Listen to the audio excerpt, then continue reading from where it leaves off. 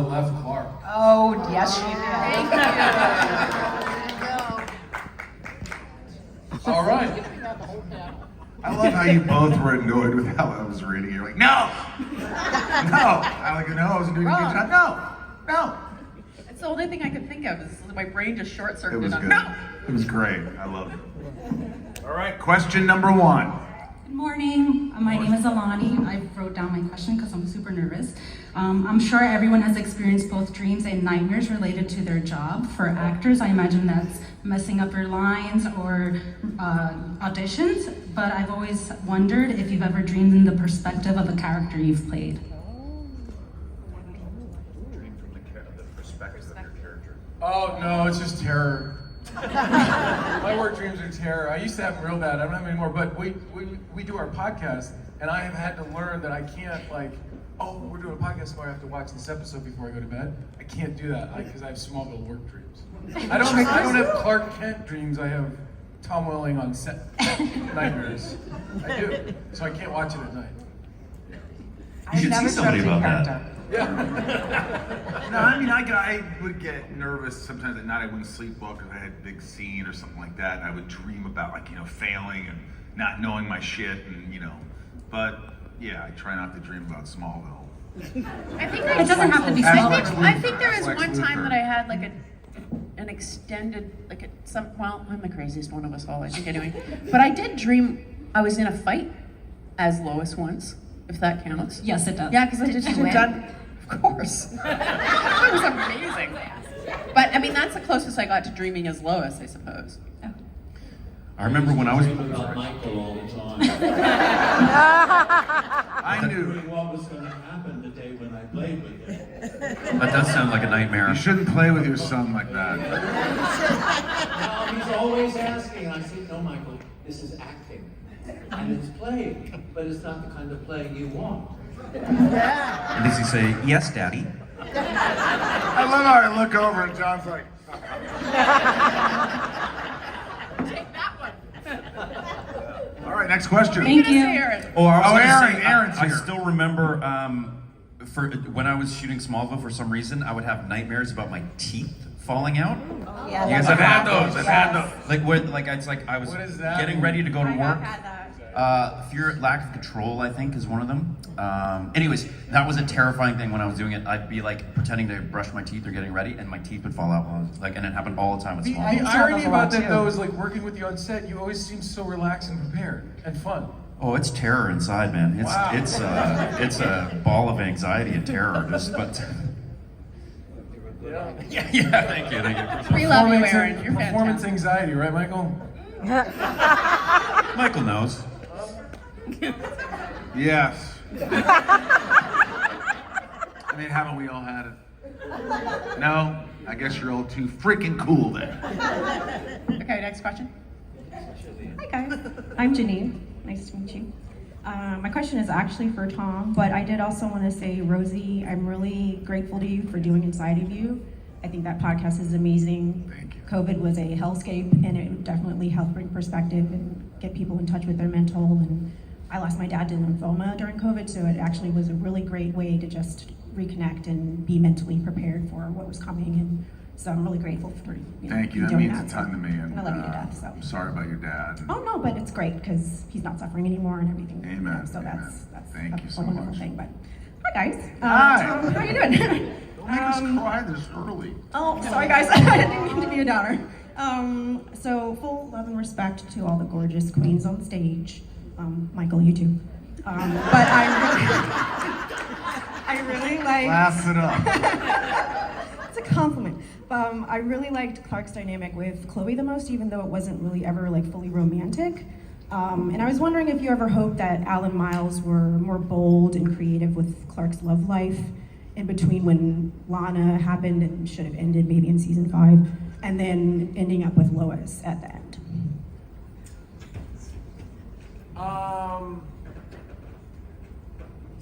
To be very boringly honest, I didn't have the wherewithal or the perspective or the experience to ever really ask or think about those things. I mean, I was really just focused on the day's work or the episode's work. you know, some people are like, oh, did you know this would happen later? No, I didn't know anything. Right. I was sort of just treading water most of the time. And I think that, like, in the podcast, we're in season 5 now, and Clark, quote unquote, breaks up with Lana, or whatever. And they set it up pretty good that Clark needs some space for himself. Right. We'll see what happens from there, because I don't remember what happens. But no, I didn't have any, like, I didn't, like, call Alan Miles and say, Clark needs a girlfriend or something. You know. Well, and I love Tallsville, and I'm glad that you guys are going through the show now, and you can have a different perspective and Yeah. you know, really get into it. So, love you guys. Thank you. Thank you. Come on. Hello, my name's Stephanie. My question is for Kristin. I'm sorry, Kristin. It's all right, I've called her worse. Just call Kristin. So, Kristin, I've seen you in Smallville, Beauty and the Beast, and I love it when you get with the action and you're just kicking butt. Beauty and the Beast, it seemed like you got more chances to do that. So with all that training, do you think you could take Michael or Tom? Michael for sure. Maybe. Michael. I mean, Tom, there's no way. Tom, he's like grabbed my arm in a scene once, and I just had bruises. Not even if you take his knees out? Yeah, Michael, I don't know. I'm Maybe. feisty. I'm very feisty. But he I has lose a lot my of back cool. problems. He has weaknesses. Just chop him in his neck. He's dead. I play hockey and I wrestle. Don't F with me. Throat You know what, punch. I will say this, we did an episode, I don't know, season 3 or 4, where we were like in China or something, and you get possessed, and you know, I had done some wire work on the show, but I'd never seen Kristin do any of it. I didn't know what prep shit. And she gets in there and they hook up these wires, and she just like flies through the air, and I was like, I love it's wire that work. easy? It's Like, so she fun. It looks so easy. Well, she's tough. You are. You and She was Laura like and spinning Erica. around You like guys are all Yoda. tough. The three of them are, honest, I'm not just saying this, they're really tough. I've seen them on set. I've seen them like, you're strong. You're strong women. Yes. Thanks. Thank you, Michael. We concur. So, to steal a line from another creation event, girls get it done. Yes. I hope so. We also fly, some of us. Some others don't. We're gonna take a picture. Hold on. You go ahead, don't wait for him. We'll be here all day. You can ask the question. He's just gonna keep going. Hi everyone, my name is Raj. I'm from Philadelphia. Thank you guys for an unforgettable weekend. Sorry about last night. That's baby. You guys did 22 episodes a year, which looking back is insane. In the modern age of streaming, series are usually 8 to 12 episodes a season. From a storytelling perspective, and this is for everyone to chime in, as well as an acting perspective, which do each of you prefer if you had the choice of 8 modern versus 22? 8. Creatively 8, financially 22. That is the answer. Yeah. I mean, I think as actors, a lot of us prefer 8, but there is something fun about a 22 episode season, and these guys are watching all the episodes, so maybe I'm being too idealistic here, but there are filler episodes that you would never get in 8 episodes that are ridiculous and fun and become iconic. And I don't think you have, I mean, as an actor, I don't know if it's the most enjoyable experience, but again, it's a steady job. But yeah, I think there's something to be said about it. There's also a lot of shitty episodes when you get 22. Yes, May true. I bring thirst to your imagination? Yes, thirst wouldn't have happened. I would say the other thing that happens in those experiences is that you'll get something and you'll be like, okay, they're saving money on this one. This is really weird. I'm a weird wax doll. It's like you try to meet this challenge, and if there's even like a glimmer of success in any moment, it almost feels like a better achievement than when you have something that's spoon-fed to you that's amazing. Yeah, I think, you know, I don't know, that's how I 22, look, we all had supporting parts. Yes. But 22 for someone who's in every scene is daunting as hell, and I don't wish that on anyone. I mean, I wouldn't do it again. Did no. you even exist inside of your body? Were you even present? No. Yeah. That's why I don't remember a lot of it. Yeah, you just checked out. It was good that they didn't make you talk too much. right? Like, didn't have a lot of seriously, lines. like he could go in and like you had a But couple of sometimes things. he in- did. No, not Rewatching really. the show, I like watch you, and I'm like, you had some dialogue and these walk and talks and things. And I'm like, he learned that on the fly. Yeah, he did and learn that's it on the and fly. like working 14 hours a day and doing that's a lot, man. I think it was more than 14-hour days a lot of the time too, wasn't Beginning. it? Oh yeah, God. Marshall was I directing. didn't know any better. Basically, I didn't know any better. Yeah, you got thrown into it, right, Tom? Sort of just like, Every single person there had more experience than me. Kristin had already been, everybody was on a TV show. Erica, you had more experience than me when you came, well, no. Just Well, not anything anybody had I ever just remember seen. that I'd been on the show for a couple of years when you came on, that's all. But, yeah, I mean. You tried to do it now though, like 22. No. Now you'd be I like, wouldn't. not happening. well, it's a marathon, right? Like when you talk to people and say like, you grind for 10 months and then you have these 2 months off to recuperate to then just do it again Yeah. for 10 years in a row. Like that is a serious marathon. I mean, it literally, your work becomes your life and your life ceases to exist. Yeah. It's like that for crew too. I mean, poor me. I don't mean to, you know what I mean? But like, there's other people out there with jobs that work those hours that actually save people's lives. So, I don't want to complain too much. But I just was young and dumb. And full of Testosterone. testosterone. Did that answer your question? Thank you so much. Love you got guys. chatting again. Thank Sorry. you so much. We'll try to be quicker. Sorry. Next question, please. Directed towards John Glover and Laura. Yes, hello. This question is actually for all of you, not just John Glover, all of you. First things first, Aaron, I heard your birthday's tomorrow. Happy birthday. Happy birthday to you. Happy birthday to you. Happy birthday, dear Aaron. Happy birthday to you. Is it all? Thank you very much, guys. That's very, very sweet. Wait, is it your brother's birthday too? Happy birthday to Sean. I'll pass it No, on no, to no. Sean, guys. Thank you very much. I will pass it on. Okay, so my question is, as an actor, which season do you feel was your best season? 6, 7. That's the one I was there. And then I just hopped in and out, so 7. 9. 8. I don't know. 10. Yeah, I think you just get better and better as an actor. I think so. Probably 7. I was probably the most confident of things. I don't know. 7 maybe. John? Next. That's when I met you. That was your most confident level? You strengthened me. Yes. John? What's no comment? John, favorite season? John was amazing every Microphone. scene, every All of them. episode. I started to change. What I liked about what they did for me, that when it started, the pilot season, it was like I was a cliche bad father, and I thought this is not going to be fun. So, but he's my son, and I love him. He was a weakling and had a good so I decided to be a stern father who loved my son.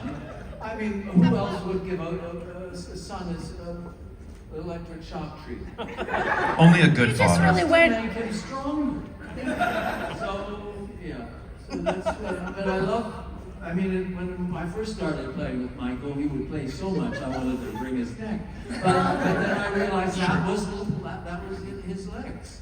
And so I brought him, I'm loved by the end. You love me. Just say you love me. I do. You made him better. Playing with you. Because you are nasty-minded. Very, very nasty of you. Stand up. Oh, I'll be switchered. Now, my mother used to say that. I'll be switchered. What do you think that meant? I don't know. We'll talk about it. You did a good job as a father. He ran for president. Kinda. Well, they're the ups and downs. I hope that helped. Did it answer a question for you? Do you feel satisfied? Yes. Okay, good. Next question. Hi guys, my name is Sindhu. Thanks so much for an amazing weekend. My question is for the entire cast. Rewatching my favorite episodes this week, I realized that many of the songs in the episodes were so beautiful. I feel like modern shows don't really use great bands like Coldplay and U2 in the scenes anymore. And I wanted to know what your thoughts were on Smallville music and if you thought it added value on top of your incredible acting, of course. Definitely. I mean, where I really saw it was when I would direct an episode and I would go down and do the edit of the scenes, and it'd be like, yeah, and the editors would be like, hold on, and they'd put some version of music over it, and it really and it really just helps the emotionality of the scene. It's very effective. And the reason why some songs are in and some aren't is a lot of times cost. Like it costs a lot of money to get like a U2 song or a Like that song that Johnny Cash did when he covered U2 with me and John, Rum in the Straight Jacket, Hurt. That was like freaking epic. That was an epic song. So it's so important. That's like a very I think that is budget oriented, all of it. Yeah. What did they play? They played, that song, how does it go? Hurt by U2. I lost myself today. I didn't watch the show. So. What are we talking about? Then why did you ask? It would make me self-conscious if I walked my dog. I just wanted to be there. I get it. Absolutely, I didn't either. Yeah. Next question. Thank you. Good morning. My name's Jennifer. Good morning. Hi. My question is for all of you, and it is, if you could go back in time and tell your future self something like a life lesson, what would you tell yourself? How much time do you have?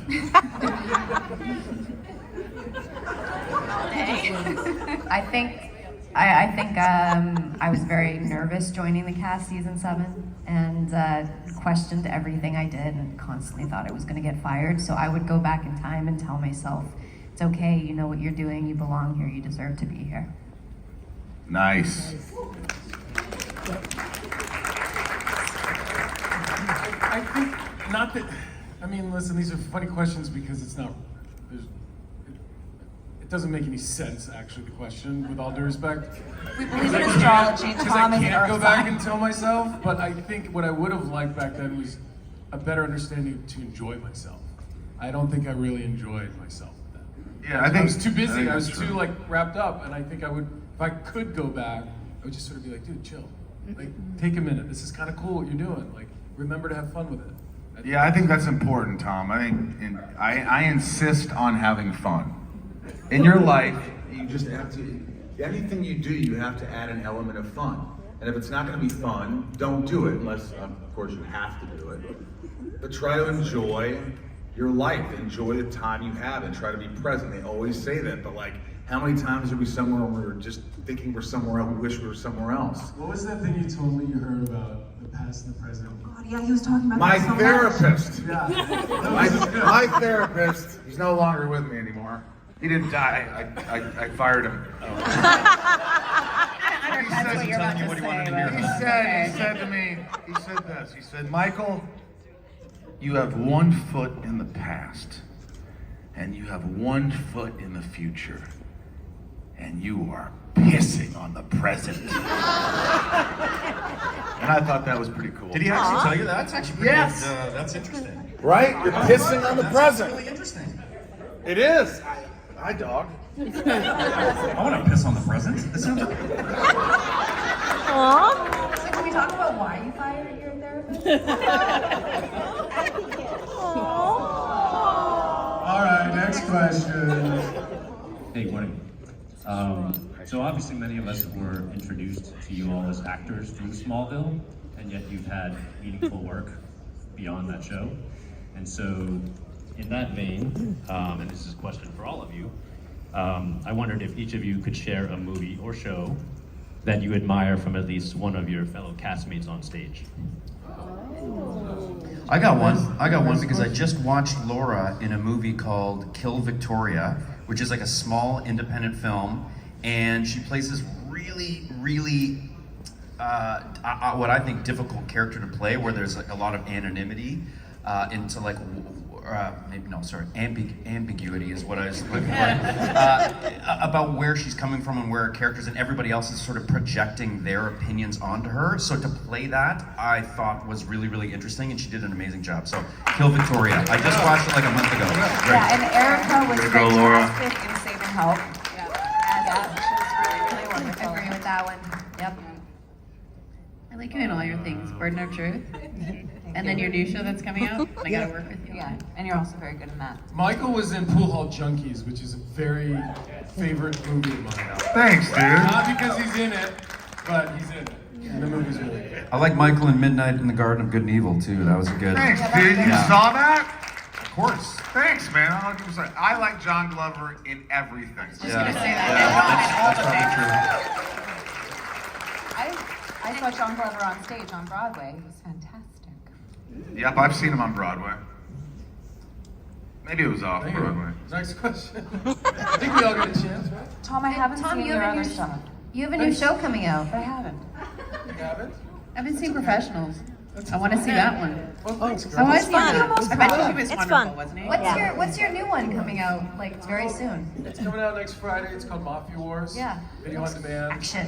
Play a good guy doing bad things. Is he then a good guy? Oh, Is he another. then a good guy? Well, he's trying to save his niece's heart.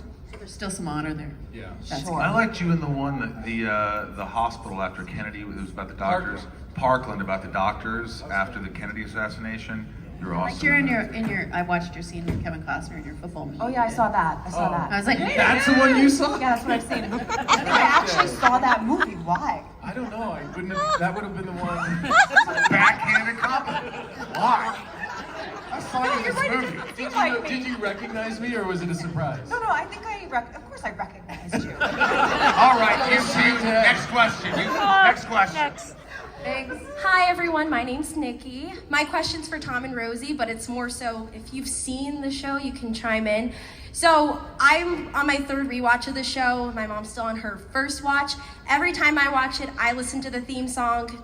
9 times out of 10, she skips it. So with Tom and Rosie, with you guys rewatching the podcast, are you guys theme song skippers? I skip it. Skip it. Well, just because. Ouch. A lot of times we're watching the episode because.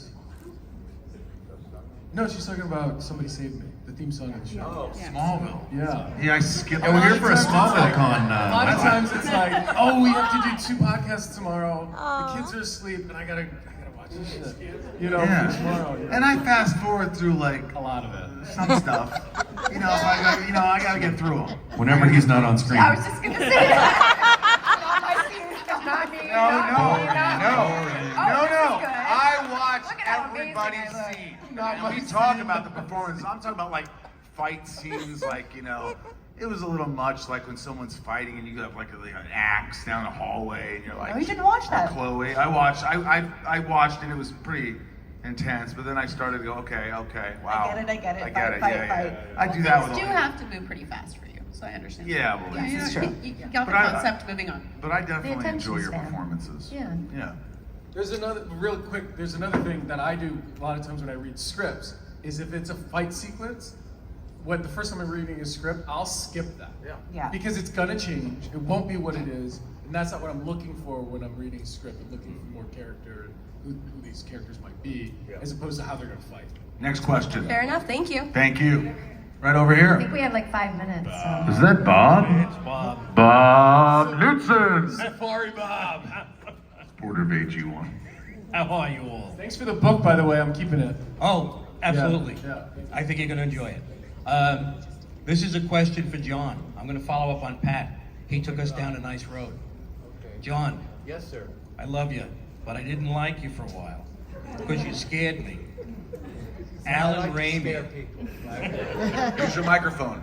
Oh, I like to scare people. Alan Ramey.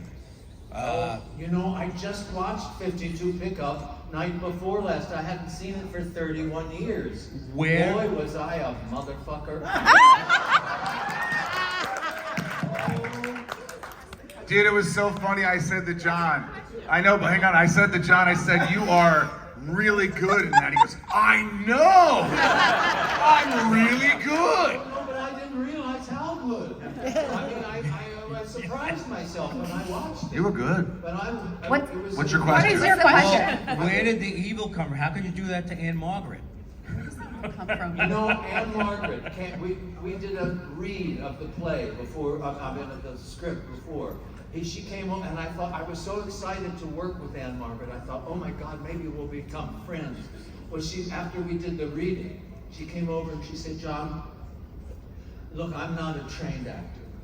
And you remind me of one of my dancers, and I love him so. So, whenever you're with me, could you just stay in character, please? And I thought, oh, go. I'm never gonna. So I just stayed away from her. I mean, she's so sweet and nice, and I played such a son of a bitch in that. Oh my God, but did I have fun playing him? You did. That's awesome. Yeah, highly recommended film. I mean, if you have children and you want to watch the movie, don't let them see it. I mean, it's almost, but it's a really, John Frankenheimer directed it, and it's a, I'm such a Dick. nasty. Next question. Tune in. That was great. That was great. Hi, my name is Lila, and my question is, what was the most difficult part about playing your characters on and off screen? John, start. We'll go down the line. What was your most difficult part about playing your character? I was too happy. It didn't seem difficult. I mean, I had a blast every time I played with one of you. Stop it! There you go again. And it's a Sunday too. I mean, did you go to church this morning? Oh, I don't think so. Oh, are you a piece of work? Okay. Who didn't go to church today? All right, at least you're honest. Aaron, what was your most difficult? I think, I don't know about difficult, but something that I noticed is that Jimmy was pretty self-conscious, so I had to keep tuning into that all the time, which I felt to be kind of difficult because it doesn't feel good to kind of, you know what I mean? I was like, every time I try and play something a little more confident or whatever, they'd be like, no, he's way more self-conscious and stuff. So after doing that for a while, you kind of start taking that on a little bit over and over again. So that was kind of a hard thing. After I was done playing Jimmy, I had to like kind of shake it all off. I mean, this is kind of a joke answer, but probably the wardrobe was the most difficult part.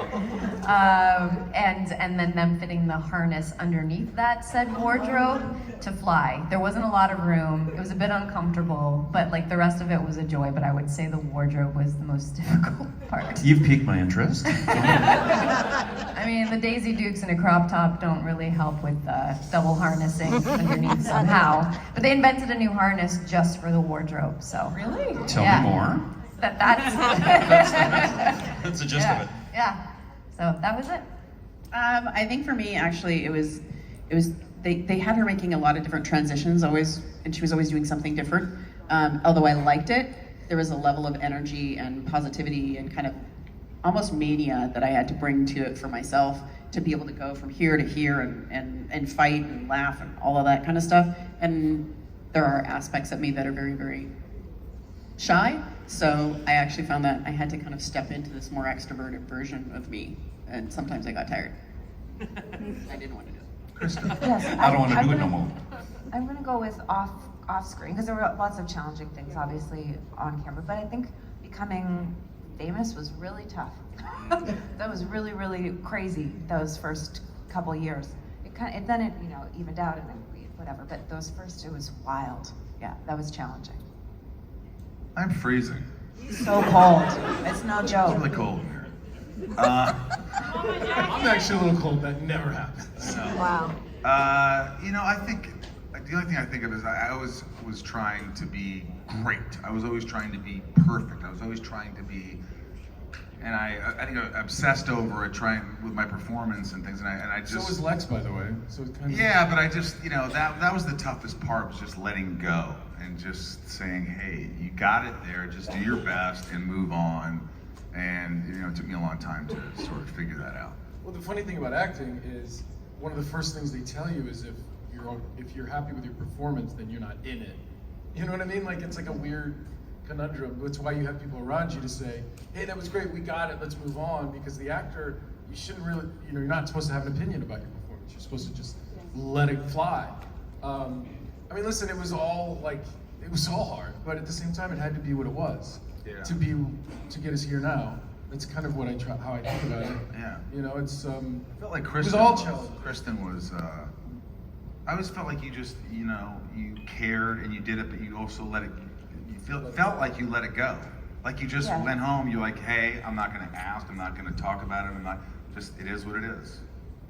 Yes, to a degree, but I also didn't have the avenues to exert control in the ways that you two did. I didn't perceive that I had the avenues to do so. So it was a little bit different. Kind of wash your hands of it when you walk home. But I wasn't number one on the call sheet. That changes everything. I think when you're a more supporting character, it's easier to walk away. Yeah. Next question. Well, forgive me, Wade. They've pulled the plug on us. No! But please join me in thanking our wonderful cast for being with us.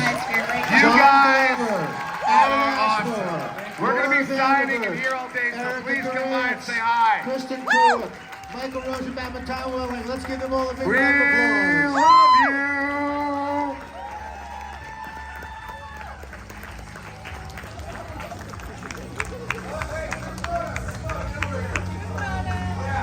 Group photo. Take a group photo. I asked my friends to take a group photo. Everybody get an